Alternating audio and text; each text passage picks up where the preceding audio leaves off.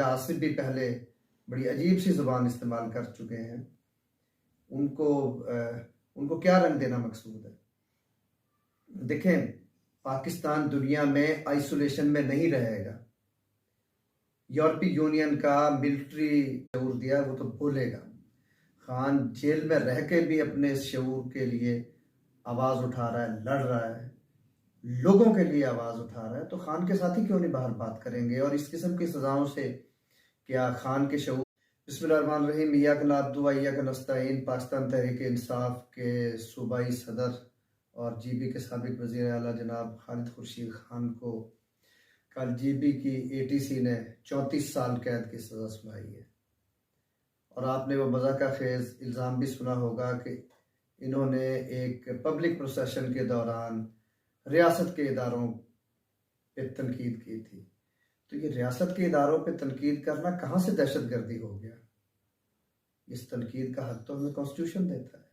और अगर पाकिस्तान को ऐसे ही बिल्कुल एक बैंड स्टेट बना देंगे जिसमें किसी को बोलने की आज़ादी नहीं होगी, जिसमें कोई आदमी अपने राइट्स के लिए आवाज़ ना उठा सकेगा, तो फिर इस मुल्क को हम किसी अफ्रीकी मुल्क की तरफ पे चलाना चाह रहे हैं।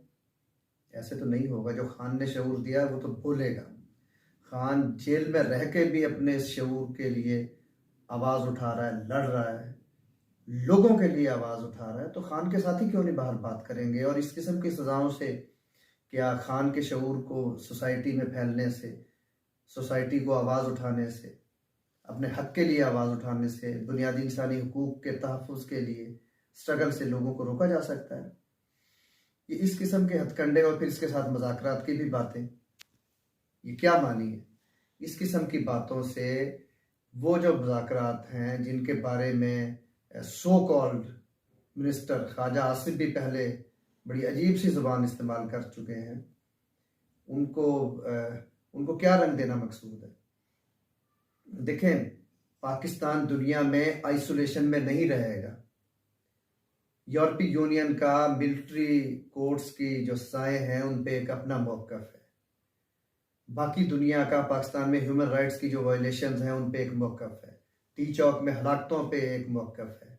इंसानी हुकूक की जो खिलाफ वर्जियाँ बच्चों के अगवा की सूरत में, ख़वातीन पे जुल्म की सूरत में, निहत्ते पॉलिटिकल वर्कर्स पे तशद्दुद की सूरत में हुआ है, क्या उस पर दुनिया को आप रोक सकते हैं किसी को मौक़िफ़ देने से? पाकिस्तान आइसोलेशन में ना था, ना पाकिस्तान को आइसोलेशन में जाने दिया जाएगा।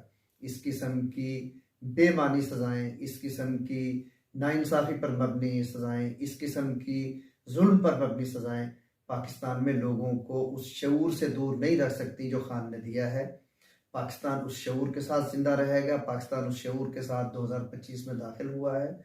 इंशाअल्लाह इंशाअल्लाह इंशाअल्लाह ये साल पाकिस्तान के लिए एक नई रोशनी का साल साबित होगा। पाकिस्तान जिंदाबाद। इमरान खान जिंदाबाद।